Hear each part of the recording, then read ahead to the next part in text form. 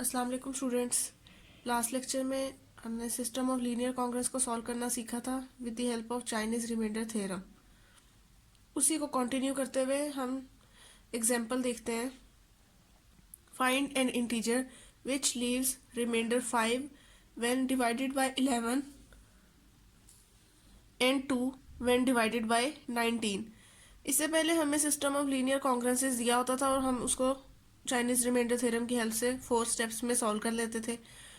अब उन्होंने हमें क्वेश्चन कुछ इस तरह से दिया है कि हमने एक ऐसा इंटीजर फाइंड करना है जिसको जब 11 से डिवाइड किया जाए तो उसका रिमाइंडर 5 आए और जब 19 से डिवाइड किया जाए तो रिमाइंडर 2 आए।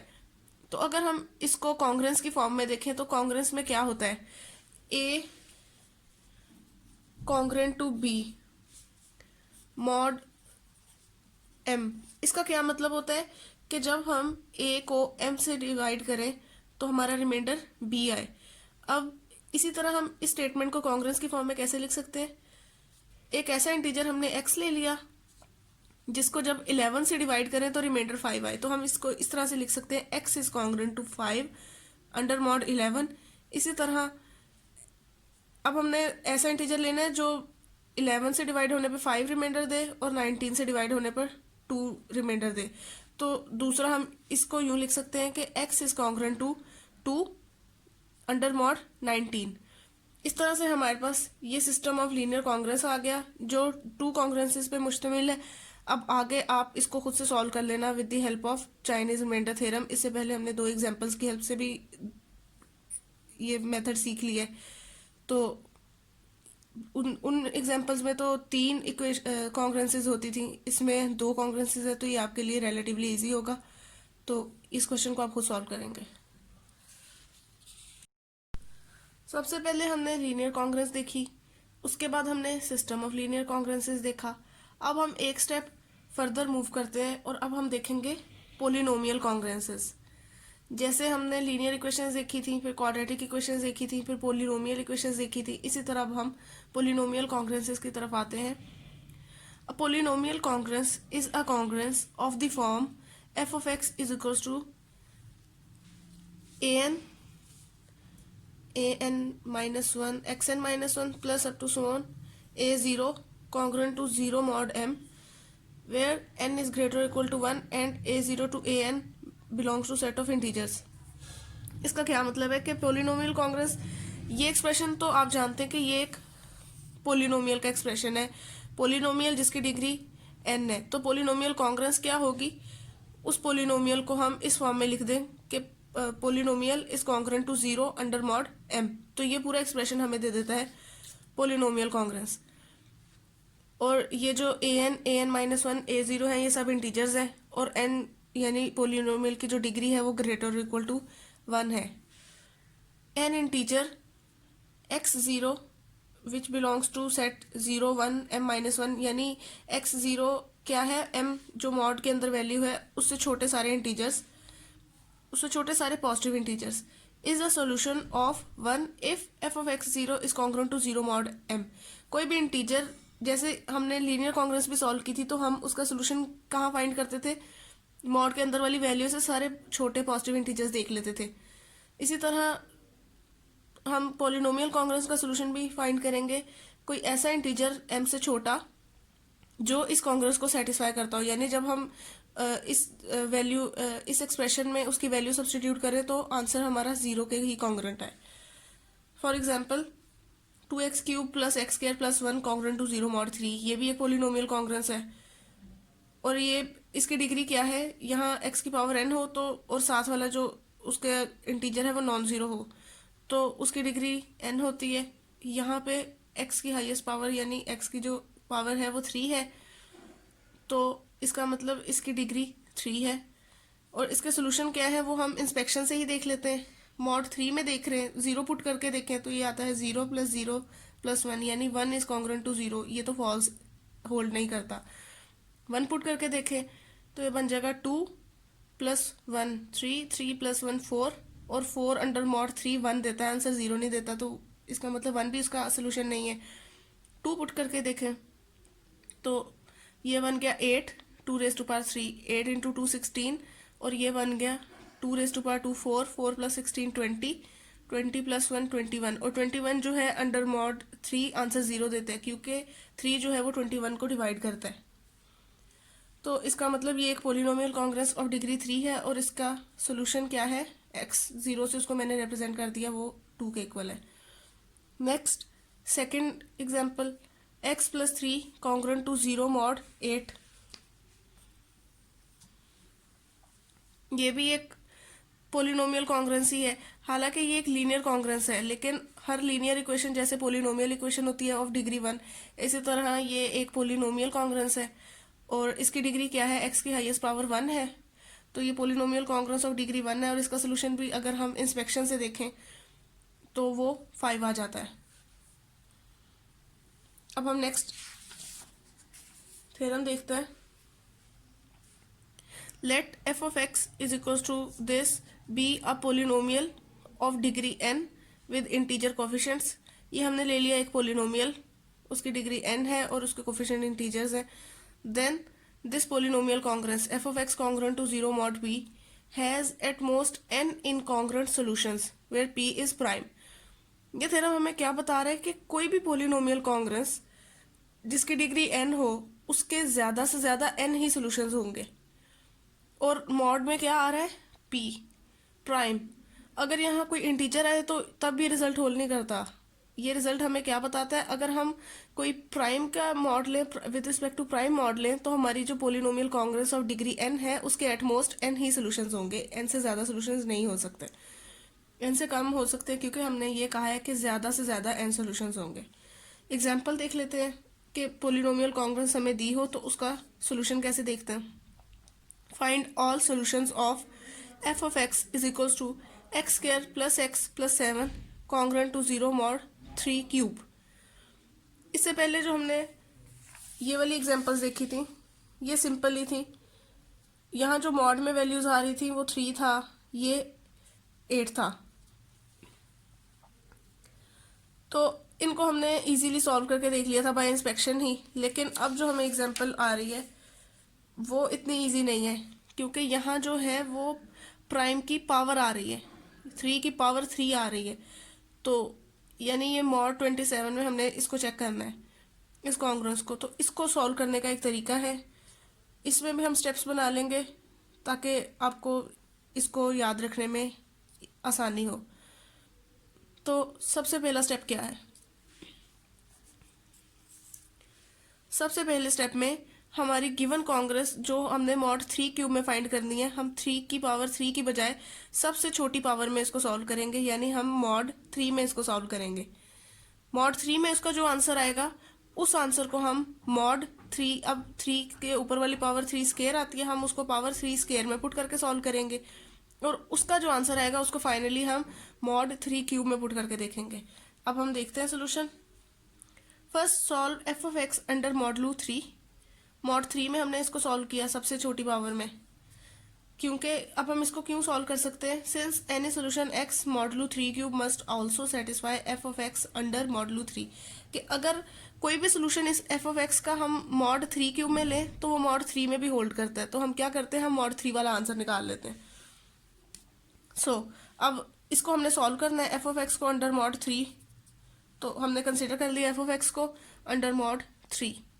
सबसे पहले स्टेप में हमने f of x को कंसिडर किया अंडर मॉड 3। अब इसको सॉल्व करना इजी है, कैसे, हम इंस्पेक्शन से ही देख लेते हैं। x की जगह अगर हम 3 से छोटा कोई भी नंबर पुट करके देखना है पॉजिटिव, तो x की जगह हमने डाला 0, तो ये क्या बन गया 0 प्लस 0 प्लस 7। 7 जो है अंडर मॉड 3 आंसर 1 देता है, लेकिन यहाँ 0 आ रहा है तो ये फॉल्स हो गई congruence.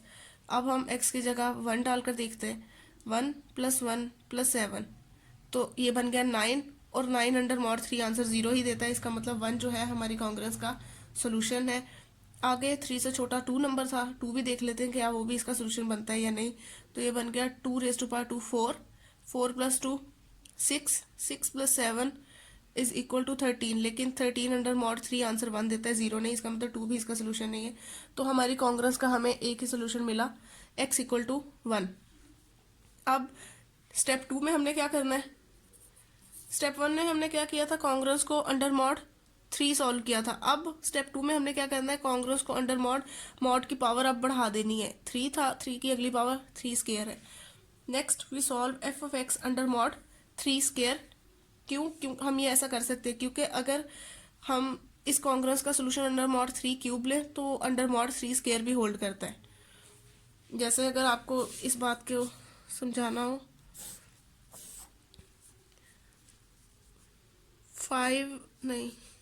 18 is congruent to 0 under mod 3 square. और इसी तरह 18 को अगर हम मॉड 3 में देखें, यानी हमने पावर कम की है तो भी आंसर 0 ही आ रहा है, यानी कॉन्ग्रुएंस हमारी तब भी सेटिस्फाई हो ही रही है। तो हम यही करते हैं कि हम 3 क्यूब की बजाय पहले 3 में सॉल्व करते हैं, फिर 3 स्क्वायर में सॉल्व करते हैं, फिर 3 क्यूब में, और उसके हेल्प से जो हमारा सोल्यूशन आ रहा है वो हमारा फाइनल सोल्यूशन हो जाएगा। तो हमने कॉन्ग्रुएंस को कंसीडर करना है अब अंडर मॉड 3 स्क्वायर। कंसीडर कर लिया।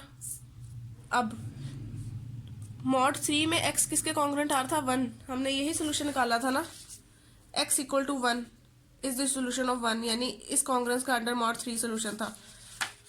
तो वो हमने लिख लिया। तो कॉन्ग्रुएंस को हमने इस फॉर्म में लिख लिया। कैसे, x is equal to 1 plus 3t। ये मेथड हम देख चुके हैं कैसे करते हैं। यहाँ से x की वैल्यू हमने क्वेश्चन 2 में पुट कर दी, तो ये क्या बन गया, 1 plus 3t square plus 1 plus 3t plus 7। इस स्क्वायर को खोला तो ये बन गया 1 plus 3t square plus 6t। यहाँ पे फॉर्मूला लगा दिया स्क्वायर का, ये किया सिंप्लीफाई किया, तो ये क्या बना, 90 square plus 90 plus 9 congruent to 0 mod 3 square. अब आप देखें, हम जानते हैं कि कोई भी वैल्यू जो 3 स्क्वायर मॉड वाली वैल्यू का मल्टीपल होता है वो आंसर 0 ही देता है ना। जैसे जब हम इससे पहले क्वेश्चन सॉल्व करते थे तो हम आराम से मॉड वाली वैल्यू का कोई भी मल्टीपल अपनी कॉन्ग्रुएंस में इजीली ऐड या सब्ट्रैक्ट भी कर सकते हैं। जैसे फर्ज किया हमारे पास था 18x कॉन्ग्रुएंट टू 3 मॉड 5। तो हम क्वेश्चन सॉल्व करते थे तो हम क्या करते थे, हम 5 का कोई भी मल्टीपल अपनी कॉन्ग्रुएंस में राइट या लेफ्ट में ऐड कर देते थे। तो हम 3 प्लस 5 भी ले लेते थे। क्योंकि 5 का कोई भी मल्टीपल जो है अंडर मॉड 5 वो आंसर 0 ही देता है। तो आप देख सकते हैं ये है 3 स्क्वायर है 9, तो ये है 9 का मल्टीपल, ये 9 टाइम्स t स्क्वायर। तो इसका आंसर क्या हो जाएगा, 0। इसका आंसर ये फिर 3 स्क्वायर का मल्टीपल है 90, ये भी 0, और ये फिर से 9 आ गया तो ये भी 0। यहाँ से हमारे पास आंसर क्या आया, 0 is congruent to 0 under mod 3 square. इसका क्या मतलब है, इसका मतलब ये है कि हम t की कोई भी वैल्यू पुट कर दें, हमारी ये वाली कॉन्ग्रुएंस सेटिस्फाई होनी ही होनी है। तो जैसे जब हम कोई इक्वेशन सॉल्व करते थे, एंड पे आंसर 0 इक्वल टू 0 आ जाता था, तो हम कहते थे कि this equation hold for all values of x। तो इसी तरह कॉन्ग्रुएंस में 0 इक्वल टू 0 आ गया तो हमने कह दिया कि ये कॉन्ग्रुएंस जोन सी थी वो t की हर वैल्यू के लिए होल्ड करती है। तो हमने कौन सी वैल्यूज ले लेनी है, so x is equals to t की वैल्यूज, अब हम x हमारी ये था, अब हमने जो यहाँ से t की वैल्यू कैलकुलेट की उनको हमने x में पुट कर देना है। तो t की हर वैल्यू के लिए ये x होल्ड कर रहा है, ये कॉन्ग्रुएंस होल्ड कर रही है। तो हम t की वहां तक वैल्यू ले लेंगे जहां तक हमारे पास मॉड से नीचे तक का नंबर आए। यही होता है ना कि सोल्यूशन क्या होता है, मॉड के साथ जो नंबर होता है उससे छोटे नंबर्स होते हैं। तो हम t की जगह 0 डालते हैं तो आंसर क्या आता है, 1। एक सोल्यूशन हो गया x1 इक्वल टू 1। t की जगह 1 डाला तो x2 हमारे पास क्या आ गया, 4। t की जगह 2 डाला तो x3 आ गया हमारे पास 7। t की जगह अगर आप 4 डाले तो क्या होगा, 4 इंटू 3 12, और 12 प्लस 1 13। 13 जो है वो 3 स्क्वायर यानी 9 से बड़ा है, तो हम लोग आगे गए नहीं, हमने उससे छोटे वाले नंबर सोल्यूशन कंसिडर कर लिए, यानी 1 4 और 7। ये हो गया हमारा सेकेंड स्टेप कंप्लीट। अब थर्ड स्टेप में हमने क्या करना है, थर्ड स्टेप में हमने कॉन्ग्रुएंस को सॉल्व करना है। जैसे यहाँ हमने 3 स्क्वायर पे सॉल्व किया था, 3 की पावर स्क्वायर। अब थर्ड स्टेप में हमने एक पावर और इंक्रीज कर देनी है। तो अब हम सॉल्व करेंगे अपनी कॉन्ग्रुएंस को अंडर मॉड 3 क्यूब। तो ये बन गया हमारा third step. Now to solve f of x under mod 3 cube, हमने कंसिडर कर ली अपनी कॉन्ग्रुएंस अंडर मॉड 3 क्यूब। अब जैसे सेकेंड स्टेप में हमने फर्स्ट स्टेप वाली x की वैल्यू पुट की थी इस वाली इक्वेशन में कॉन्ग्रुएंस में, इसी तरह अब थर्ड स्टेप में हम सेकेंड स्टेप से x की कैलकुलेटेड वैल्यूज़ को पुट कर देंगे अपनी इस कॉन्ग्रेंस में। तो यहाँ से हमारे पास x की वैल्यू क्या क्या आई थी, x equal to 1, x equal to 4 and x equal to 7। तो हमने उसको लिख दिया x1 is congruent to 1, x2 is congruent to 4, x3 is congruent to 7। और ये सब आंसर किसके रिस्पेक्ट आए थे, अंडर मॉड 3 स्क्वायर। तो हमने यहाँ मॉड 3 स्क्वायर ही लिए। अब इस एक्सप्रेशन को हम कैसे लिख सकते हैं, x1 is equal to 1 plus mod के साथ जो वैल्यू होती है वो, और टाइम्स कोई इंटीजर। तो उस इंटीजर को हमने s1 का नाम दे दिया। जैसे यहाँ मॉड के साथ 3 था तो 3 टाइम्स इंटीजर t था, यहाँ मैंने इंटीजर को नाम दे दिया s1, s2, s3, क्योंकि हमारे पास 3 सोल्यूशंस आ रहे हैं। अब हमने क्या करना है, ये जो 3 सोल्यूशंस हैं इनको अपनी कांग्रेस में पुट करके देखना है। इधर एक ही सोल्यूशन था तो हमने एक ही सोल्यूशन को पुट करके आंसर निकाला था। यहाँ 3 सोल्यूशंस हैं, हम तीनों सोल्यूशंस को बारी बारी अपनी गिवन कांग्रेस में पुट करके देखेंगे। तो पहला सोल्यूशन ये है, इसको हमने 3 में पुट किया तो ये बन गया 1 plus this this and this. इसका फॉर्मूला खोला, इसको सिंप्लीफाई किया तो हमारे पास क्या आया, 3 raise to power 4 s1 square plus 3 into 3 square s1 plus 9 is congruent to 0 mod 3 cube. अब जैसे मैं यहाँ 3 की पावर 4, 3 की पावर 2 ही लेकर चल रही हूँ।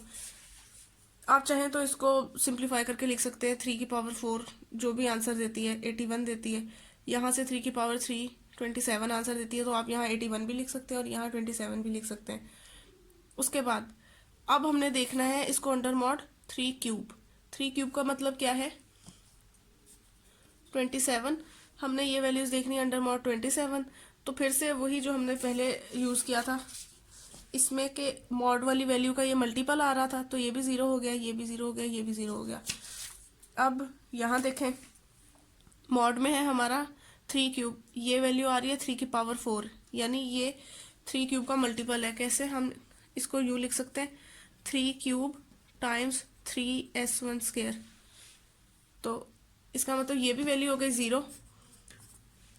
यहाँ पे भी ये 3 क्यूब का मल्टीपल आ रहा है, 3 इंटू 3 स्क्वायर 3 क्यूब ही होता है, तो ये भी 0 हो गया अंडर मॉड 3 क्यूब। अब नेक्स्ट है 9। 9 इसका मल्टीपल नहीं है, तो 9 को हमने जितना सिंप्लीफाई करके लिख सकते थे वो हमने उसको लिख लिया। 9 को अगर हम मॉड 27 में देखें तो आंसर 9 ही आता है, तो वो हमने 9 करके लिख दिया। यहाँ से हमें क्या मिला, 9 is congruent to 0 under mod 3 cube. ये फॉल्स है क्योंकि 9 इज कॉन्ग्रुएंट टू 9 ही होता है, 0 नहीं होता अंडर मॉड 3 क्यूब। तो इसका मतलब जो हमने सोल्यूशन x1 पुट करके देखा था वो हमारी थर्ड कांग्रेस को सेटिस्फाई नहीं कर रहा था। इसका मतलब x1 हमारी थर्ड कांग्रेस का सोल्यूशन नहीं है। अब हम ऐसा करते हैं, सेकंड सोल्यूशन पुट करके देखते हैं। x2 अपनी कांग्रेस में x2 पुट किया, उसको सिंप्लीफाई किया तो हमारे पास ये एक्सप्रेशन आ गया। अब दोबारा से हमने इस एक्सप्रेशन को देखना है अंडर मॉड 3 क्यूब। फिर से ये 3 क्यूब का मल्टीपल है, ये भी 0 हो गया, ये भी 3 क्यूब का मल्टीपल है, ये भी 0 हो गया। और ये किसके इक्वल है, ये 3 क्यूब के खुद ही इक्वल है, 27। 3 क्यूब भी 27 होता है, ये भी 27 है। 27 को अगर हम मॉड 27 में देखें तो वो आंसर क्या होता है, 0 होता है, क्योंकि 27 को हम 27 से डिवाइड करें तो रिमाइंडर हमारा 0 ही होता है। तो यहाँ हमारे पास क्या आ गया, 0 is congruent to 0 mod 3 cube. जैसे हमने इधर कहा जब हमारे पास ये आया था कि 0 is congruent to 0 mod 3 square, तो हमने कहा था कि इसका मतलब हमारी ये जो कांग्रेस है वो t की हर वैल्यू के लिए सेटिस्फाई हो रही है, इसलिए हमने कह दिया। और फिर से हमारे पास 0 इज कॉन्ग्रुएंट टू 0 आ गया, इसका मतलब हमारी जो कांग्रेस है वो s2 की हर वैल्यू के लिए सेटिस्फाई हो रही है। तो हम s2 की वैल्यू कहाँ तक पुट करेंगे, अब हमारे पास क्या था, x2 इज equal to 4 plus 3 square s2 ये था ना। अब हम इसमें s2 की वहाँ तक वैल्यू पुट करेंगे जहाँ तक हमारा नंबर 3 क्यूब से छोटा ही रहे, यानी 27 से छोटा ही रहे। तो हम s2 की जगह 0 पुट करते हैं तो आंसर क्या आता है, x2 इक्वल टू 4। x2 की जगह 1 डाला, s2 की जगह 1 डाला, तो ये क्या बन गया, 4 प्लस 3 स्क्वायर टाइम्स 1 यानी 9 प्लस 4 क्या हो गया, 13। अब s2 की जगह 2 डाला तो ये क्या बना, 3 स्क्वायर टाइम्स 2 और ये 4, तो 3 स्क्वायर 9, 9 इंटू 2 18, 18 प्लस 4 22। अभी भी हम 27 से छोटे ही हैं। अब s2 की जगह हम 3 डालकर देखते हैं तो ये क्या बन जाएगा, 4 प्लस 3 स्क्वायर इंटू 3, 3 का स्क्वायर 9, 9 इंटू 3 27, 27 प्लस 4 आ गया 31। 31 जो है वो मॉड वाली वैल्यू से बड़ा आ रहा है तो हमने वहाँ स्टॉप कर दिया। हमने यही 3 सॉल्यूशंस कंसिडर कर लिए। x equal to 4, 4 plus 3 square यानी 13, और 4 प्लस 3 स्क्वायर इंटू 2 यानी 9, 18, 21, सॉरी 22। अब x1 भी पुट करके देखा था, वो तो खैर सोल्यूशन नहीं बना। x2 भी पुट करके देखा, अब x3 पुट करके देखते हैं। x3 को हमने गिवन कांग्रेस 13 में पुट करके 3 में पुट करके देखा तो ये वैल्यू आ गई। इसको हमने फिर सिंप्लीफाई करके लिखा तो हमारे पास आ गया 15 into 3 square into s2 plus 63 is congruent to 0 mod 3 cube. यहाँ से हमने इस वाली कॉन्ग्रुएंस को इसी स्टेप में ख़त्म कर दिया था। यहीं से ये 0 के इक्वल आ गई थी अंडर मॉड 3 क्यूब, क्योंकि ये 3 क्यूब का मल्टीपल आ रही थी। अगर आप चाहें तो इसको यूँ ना लिखें बेशक, 15 इंटू 3 स्क्वायर, आप 3 स्क्वायर इक्वल टू 9 और 15 से जब मल्टीप्लाई करें तो 135 आंसर आता है। तो इसकी जगह आप 135 लिख लें और फिर 135 को अंडर मॉड 3 क्यूब यानी 27 देखें तो आंसर 0 ही आता है, क्योंकि अगर हम 27 को 5 से मल्टीप्लाई करें तो 135 आता है। इसका मतलब 135 is congruent to 0 under mod 27। बेशक आप यूं अलग अलग ना लिखें, मैं इसलिए इस तरह लिखती हूँ ताकि हमें देखने से पता चल जाए कि ये 3 क्यूब का मल्टीपल आ रहा है। और साथ में हमारे आ गया 63, ये तो हो गया 0, और ये 63 क्या आएगा। 63 को अगर आप मॉड 27 में देखें यानी हम 63 को 27 से डिवाइड करें तो रिमाइंडर हमारा क्या आएगा 9। तो इसका मतलब हमारे पास क्या आ गया 9 is congruent to 0 mod 3 cube. तो फिर से फॉल्स हो गई कॉन्ग्रुएंस, क्योंकि 9 जो है अंडर मॉड 3 क्यूब वो 9 ही होता है, 0 नहीं होता। इसका मतलब x3 भी हमारी कॉन्ग्रुएंस का सोल्यूशन नहीं है। तो हमें क्या कौन कौन से सोल्यूशंस मिल गए, हमें यही 3 सोल्यूशंस मिले थे जो हमें x2 से मिले थे, क्या 4, 13 और 22। तो हमारे पास all solutions of given congruence are 4, 13 and 22। और आप इन सॉल्यूशंस को वेरीफाई भी कर सकते हैं कि क्या ये वाकई आपके ठीक सॉल्यूशंस है। कैसे, आपकी जो given congruence F of x हमें दी हुई है x square plus x plus 7, आप उस कॉन्ग्रुएंस में इन वैल्यूज को पुट करके देखें। एक्स की जगह 4 डाल लें, 13 डाल लें तो 22 डाल लें, तो ये 0 के ही कॉन्ग्रुएंट आएगी अंडर मॉड 27। तो आप अपना आंसर इस तरीके से वेरीफाई कर सकते हैं। नेक्स्ट लेक्चर में हम इसी से रिलेटेड पोलिनोमियल कॉन्ग्रुएंस से ही रिलेटेड एक और एग्जांपल करेंगे। तो अगर आपको इसके सोल्यूशन में कोई प्रॉब्लम हो रहा है तो आप मुझसे डिस्कस कर लेना।